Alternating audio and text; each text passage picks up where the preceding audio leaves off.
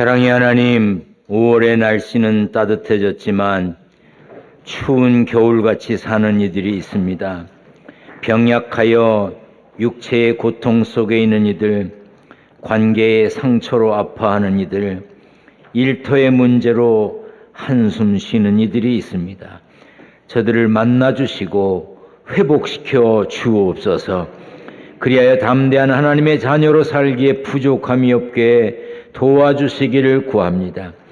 가정의 달이라고 하지만 가정에 여러 문제를 가지고 사는 이들 있습니다.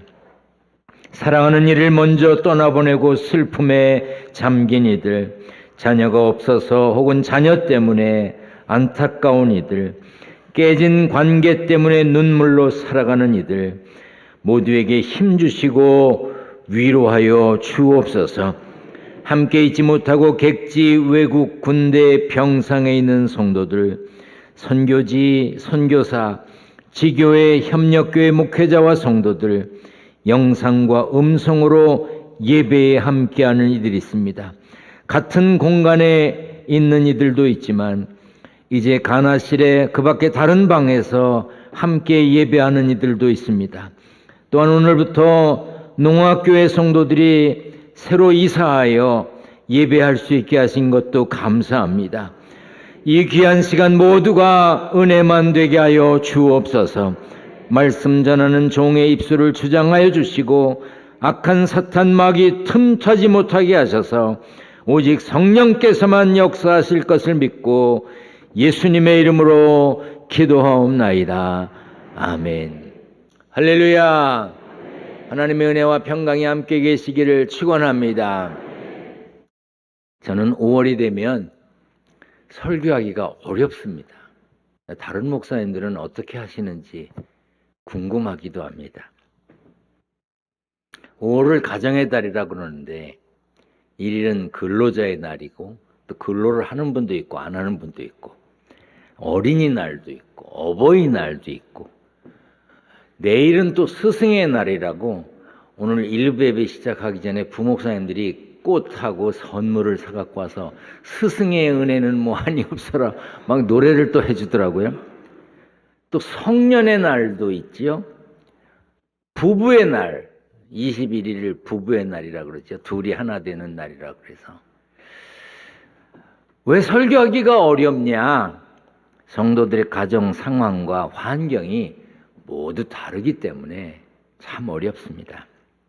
자녀가 있는 가정이 있는가 하면 원하는데 갖지 못한 가정이 있습니다. 자녀가 있긴 하지만 그 자녀 때문에 눈물로 사는 가정도 있고요. 여러 식구들이 모여 사는 가정이 있고 또 홀로 지내는 분들도 많이 계십니다. 어떤 분들에게는 가족이라는 단어가 힘이 되지만 어떤 분들은 가족이라는 단어가 아픔과 눈물의 단어이기도 합니다. 그래서 교회에서 5월 달에 무슨 행사를 하긴 하지만 그 행사 때문에 소외감을 느끼는 분들도 계십니다.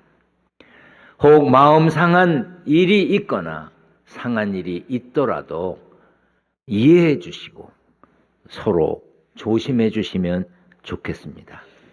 이것을 기억하시면 좋겠습니다. 예수 믿는 우리는 하나님을 아버지라고 부르는 영적인 한 가족입니다. 그러니까 서로 귀히 여기고 사랑하며 사는 5월이 되시기를 축원합니다. 우리 성경을 들고 고백하겠습니다. 저는 예수 믿어 구원받았습니다. 저는 예수 믿어 하나님 자녀 되었습니다. 저는 예수 믿어 천국 백성 되었습니다. 하나님께서 선물로 주신 오늘 하나님 말씀으로 가르침을 받습니다. 눈을 열어 주의 법 안에 있는 놀라운 진리를 보고 깨닫게 하소서. 아멘으로 순종하여 하나님께 영광 돌리는 삶 되게 하소서. 아멘. 그런 삶이 되시기를 축원합니다. 여러분들도 알고 계셨는지 모르겠습니다. 3월 20일은 국제연합 유엔이 정한 국제 행복의 날입니다. 유엔이 정한 국제 행복의 날이니까 3월 20일은 다 행복하셨겠지요. 유엔이 정했다고 해서 행복해지는 것은 아닙니다. 매년 3월이 되면 유엔 산하 기관에서 세계 행복 보고서라는 것을 발표합니다. 각 나라의 행복 지수를 발표하지요. 6년 연속으로 1등을 하는 나라가 있습니다. 우리는 행복하다 이러는 사람들이 많은 나라, 핀란드라는 나라입니다. 10위권 안에 들어있는 나라들 대부분은 북유럽 국가였습니다. 한국은 어떤가? 행복지수를 10이라고 했을 때 5.9, 그러니까 100점이 만점이면 한국은 60점도 안 되는 거예요. 조사한 나라가 137개국인데 한국은 행복하냐고 물었을 때 57등이에요. OECD 국가 38개 나라 중에는 35등이었습니다. 요즘 세계 어디를 가봐도 한국만큼 잘 사는 나라를 찾기 쉽지 않습니다. 외국 사람들이 한국에 오면 깜짝깜짝 놀랍니다. 안전하지요, 편리하지요, 초현대식으로 갖춰져 있습니다. 우리나라는 여러분이 인정하든 안 하든 고도 성장을 이룬 잘 사는 나라입니다. 그래서 많은 나라들이 한국의 성장 발전을 부러워하고 모델로 삼으려고 합니다. 그런데 왜 한국 사람들은 행복하다고 생각하지 않고 말하지 않을까? 왜 137개 나라 중에 57등일까? 행복은 단순히 외부 조건을 갖추었다고 느끼는 게 아닙니다. 대부분의 학자들은 경제력이 혹은 돈이 행복의 일정 수준까지는 영향을 끼치지만 그 이상의 수준에서는 거의 영향이 없다고 말합니다. 무엇을 먹을까, 무엇을 마실까, 무엇을 입을까 염려하지 않을 만큼 넉넉해졌다고 행복하냐? 그렇지 않습니다. 만약 그렇다면 돈 많은 사람은 다 행복하게요? 여러분은 행복하십니까? 대답을 안 해요. 여러분은 행복하시냐고요? 누구나 행복한 삶을 꿈꿉니다. 그렇지만 행복하려면 많은 노력을 해야 합니다. 행복한 가정도 마찬가지입니다. 저절로 이루어지지 않습니다. 노력해야 됩니다. 언젠가도 말씀드렸지요? 한 집의 행복은요, 누군가가 참고 누군가가 견디기 때문에, 누군가가 힘들게 살기 때문에 다른 가족들이 행복을 느끼는 거예요. 여러분의 가정에서 누가 참는 것 같습니까? 그분이 참기 때문에, 그분이 수고하기 때문에, 그분이 땀 흘리기 때문에 행복한 거예요. 모든 가족들이 서로에게 죽게 하듯 해야 합니다. 사랑하고 섬겨야 하고 소통하고 행동해야 합니다. 행복한 가정이 되기 위해서는 대화와 소통이 중요하다는데 여러분들은 식구들과 얼마나 대화하십니까? 조사에 따르면 초등학생 학부모 10명 중 6명은 자녀와 대화하는 시간이 거의 없답니다. 요즘은 같은 집에서 밥 먹고 살면서도 잘 얘기를 안 하고 심지어 문자로 밥 먹어라, 자, 다녀오겠습니다, 이러는 가정이 많다는 거예요. 온 가족이 둘러앉아 하루 한 끼 식사하는 것도 쉽지 않은 세상입니다. 식구들끼리 삶을 공유하고 대화를 나눌 때 행복감을 느끼는 것인데 그렇지 못합니다. 그래서 우리는 함께 대화하려고 소통하려고 노력해야 합니다. 그런데 쉽지 않습니다. 여러분 자녀들과 같이 할 수 있는 일이 뭐 있습니까? 뭐가 있습니까? 어떤 분 그러죠. 우리 애들은요 어디 가자 그러면 따라 나서요. 그 애들이 얼마나 이를 악물고 따라 나서겠어요. 대부분 집 아이들은요, 중학생만 돼도요, 어디 가자 그러면 다녀오세요 그러고 인사해요. 같이 안 가려고 합니다. 아이들하고 같이 부를 노래 있으세요? 무슨 노래를 같이 하실 수 있으세요? 같이 할 노래가 없습니다. 아이들하고 게임 하실 수 있으세요? 무슨 게임? 우리 손자들이 미국에 가지 않고 여기 있을 때 손자들을 이렇게 보니까 저희들끼리 카드 놀이를 하더라고요. 이렇게 카드를 뭐 펼쳐놓고 뭐 어쩌고 그러면 뭐 뺏어가고 뭐 주고 그래요. 나 이렇게 보니까 그 정도는 나도 할 수 있을 것 같아서 어떻게 하는 거냐? 그럼 물어보고 같이 했습니다. 근데 제가 동작 빠르게 했는데 틀렸다는 거예요. 할아버지 틀렸대. 그리고 다시 잘 가르쳐줘라. 또 다시 해서 또 했는데 또 틀렸다는 거예요. 한 서너 번 틀리고 났는데 할아버지 정말 이번엔 잘하라는 거야. 그래서 알았다. 또 틀렸어요. 그랬더니 우리 초등학교 2학년 된 손자가 뭐라 그러는지 아세요? 어이 바보. 그런 거예요. 야, 저는요 좀처럼 바보라는 소리를 들어본 적이 없는 사람이에요. 아니 손자가 바보래. 내 다시는 안 해 내가. 응? 같이 할 수 있는 게 없어. 거의 없습니다. 그런데 같이 할 수 있는 게 있습니다. 예수 믿는 가정에서는 부모와 자녀, 식구들이 둘러앉아 함께 기도할 수 있습니다. 여러분 자녀들에게 기도하자 그러는데 도망가는 놈은 없습니다. 함께 가정 예배 드리면 최고입니다. 가정 예배 어려운 거 아니에요. 찬송하고 성경 읽고 기도하면 되는 거예요. 찬송 다 부르지 않아도 돼요. 한 절만 불러도 되고요. 복음성가 불러도 되고요. 혹 곡을 잘 모르면 검색해서 음악을 틀어놓고 따라 불러도 됩니다. 아무리 얘기 안 해도요. 용돈이 필요하면 말하게 돼 있어요. 그럴 때 그냥 주지 말고 용돈 주면 손 꽉 잡고 기도하자. 하나님 붙들어 주세요. 어디를 가서 무엇을 하든지 하나님의 사람으로 살게 해주세요. 이 돈을 복되게 쓰게 해주세요. 그러면요 혹 이상한 짓을 하려고 마음먹었다도요 복되게 쓰게 해달라는데 악하게 쓰겠어요. 왜 교회, 천국, 성경의 가르침에 대해서 이야기하지 않고 왜 가르치지 않습니까?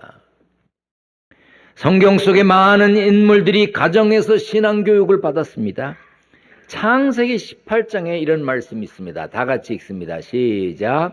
내가 아브라함을 선택한 것은 그가 자식들과 자손을 잘 가르쳐서 나에게 순종하게 하고 옳고 바른 일을 하도록 가르치라는 뜻에서 한 것이다.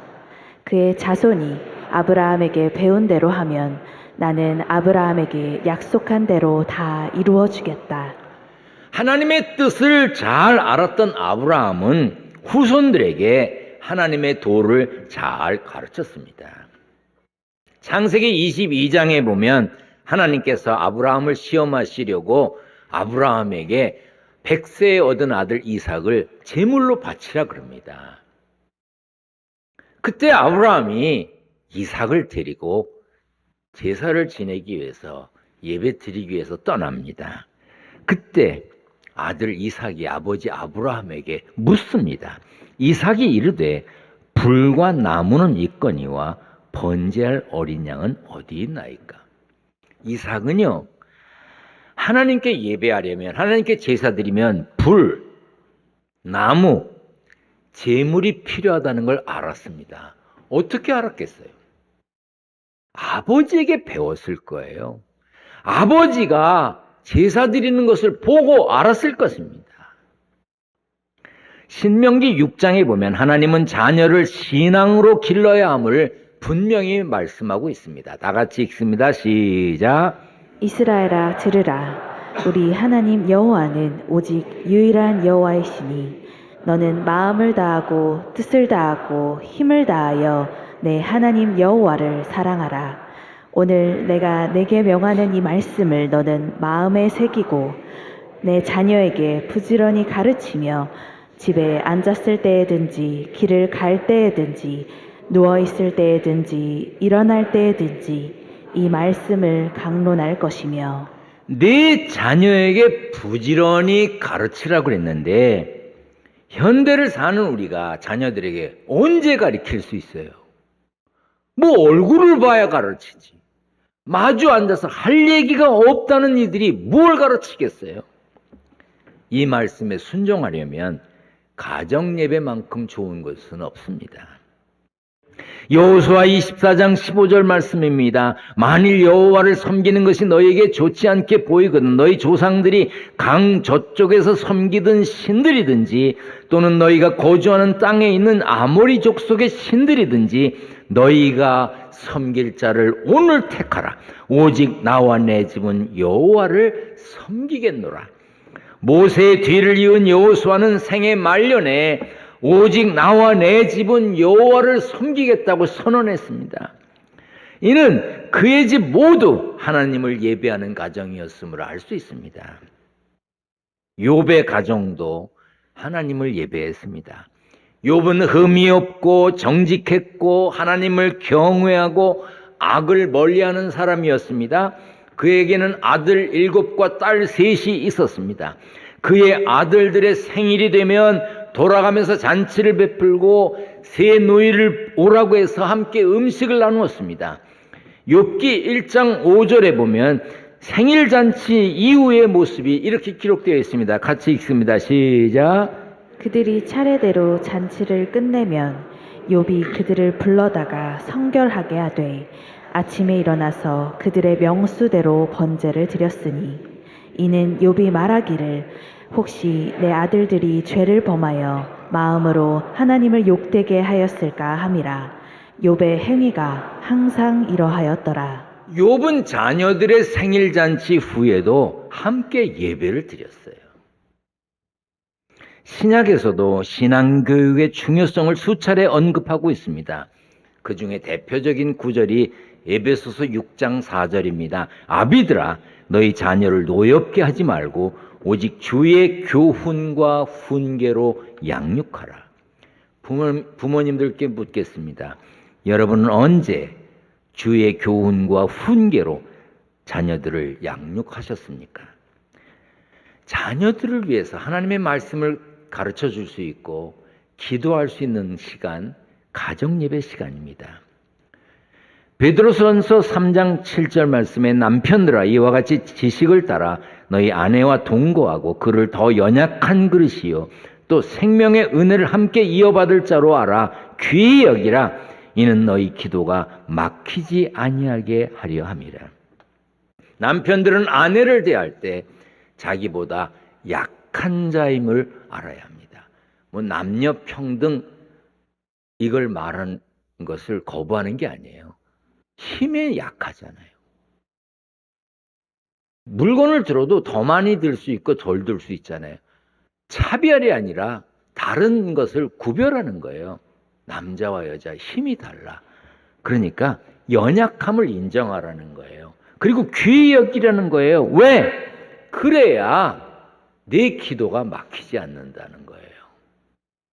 여러분 둘이 싸우고 응?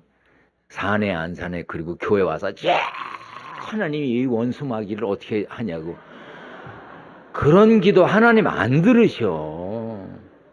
가서 먼저 화해해요. 헌금을 드려도 하나님께 헌금을 드려도 형제와 화목하지 못한 것이 생각나거든. 예물을 두고 가서 화목하고 와서 드리라 그랬잖아요. 왜? 하나님이 화목한 자의 기도를 들으시거든요. 그러니까 용서는요, 상대방이 불쌍해서 하는 게 아니에요. 내가 하는 기도가 하나님께 상달되는 걸 가로막는 일이 없도록, 기도의 줄이 막히지 않도록 용서하는 거예요. 용서는 나를 위해서 하는 거예요. 그러니까 용서하라는 거예요. 성경 주석가 매튜 헨리라고 하는 분이 계십니다. 이분의 책이 제 방에도 많이 있어요. 이분이 이런 얘기했어요.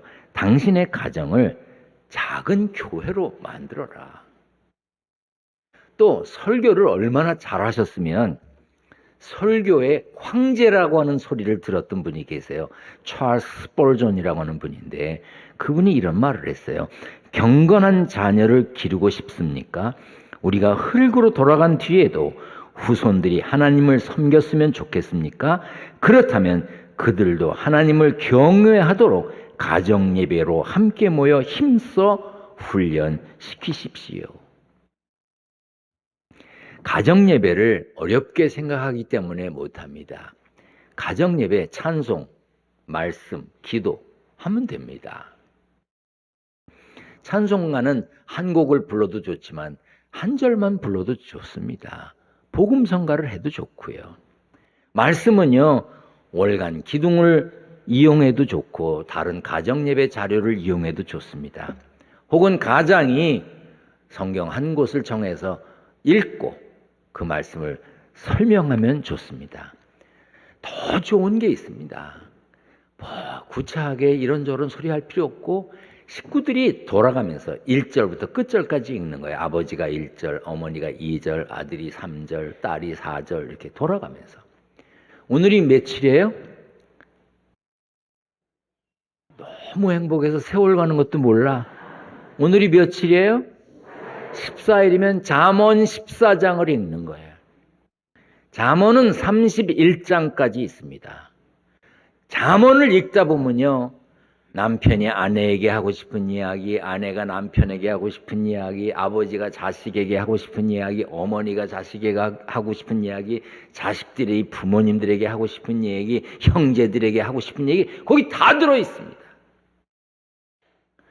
읽을 때 그렇게 하고 싶은 얘기가 나올 때 좀 더 크게 읽어. 그리고 기도하는 거예요.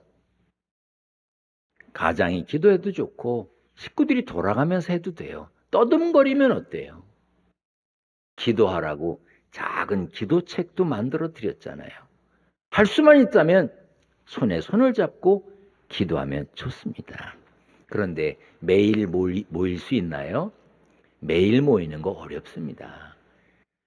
저는 이렇게 가르칩니다. 한 주일에 한 번이라도 식구들이 모일 수 있는 시간, 적어도 이날은 약속하지 마라, 이 시간엔 약속하지 마라 하고 모일 수 있는 시간이 있으면 좋겠습니다. 그것도 어려우면 어디를 가든지 그 시간을 기억하고 기도해라. 군대 간 자식이 함께 있을 수 없잖아요. 네가 아무리 힘들고 그래도 내가 토요일 오후 5시에는 너를 위해 기도한다. 우리 식구들이 기도한다. 너도 기억해라. 그 시간에 너도 기도해라. 기도할 수 있습니다. 다만 가정 예배를 드려도 길면 안 됩니다. 가정 예배 드린다고 아버지가 기도를 10분씩 하고 어머니가 기도를 15분씩 하고 그러면요, 애들이 다시는 안 옵니다. 짧게. 왜? 애들은 빨리 끝내고 가서 게임을 하고 싶거나 노래를 듣고 싶어 하잖아요. 이렇게 가족이 함께 할 수 있는 시간, 그 시간을 정하고 그 시간에 모이거나 그 시간에 기도하는 거예요. 그런데 그때마다 기억하고 할 말이 있습니다. 따라서 합니다. 덕분에 감사하다. 이거를 다 기억해야 되는데 기둥교회 성도들이 기억력이 나빠서 이게 걱정입니다. 다시 한번 합니다. 덕분에 감사하다. 때문에 미안하다. 언제나 사랑한다. 우리말에 덕분에라는 말과 때문에라는 말이 있는데 그 말의 결과는 엄청나게 달라요.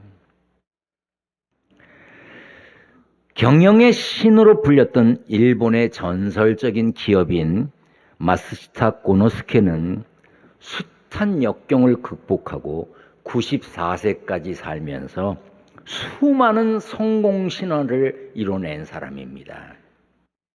기자가 물었습니다. 어떻게 그런 삶을 살 수 있었습니까? 딱 한마디 대답했습니다. 덕분에. 저는 가난한 집안에서 태어난 덕분에 어릴 때부터 갖가지 힘든 일을 하며 세상살이에 필요한 경험을 했습니다. 저는 허약한 아이였기 때문에가 아니라 허약한 아이로 태어난 덕분에 운동을 시작하고 건강을 유지할 수 있었습니다.